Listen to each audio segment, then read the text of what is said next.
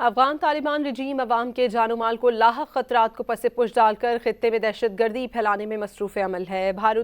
بارودی سرنگوں کے خاتمے کے طالبان کے تمام دعوے دھرے کے دھرے رہ گئے۔ اقوام متحدہ کا ہائی الرٹ جاری کر دیا گیا۔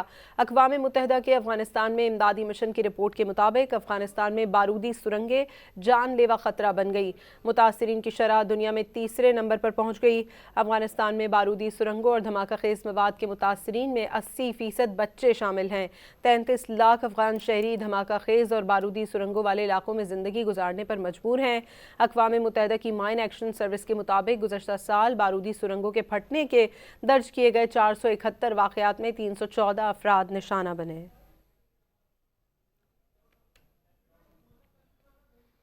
افغان طالبان رجیم عوام کے جان و مال کو لاحق خطرات کو پس پش ڈال کر خطے میں دہشت گردی پھیلانے میں مصروف عمل ہے۔ بارودی سرنگوں کے خاتمے کے طالبان کے تمام دعوے دھرے کے دھرے رہ گئے۔ اقوام متحدہ کا ہائی الرٹ جاری کر دیا گیا۔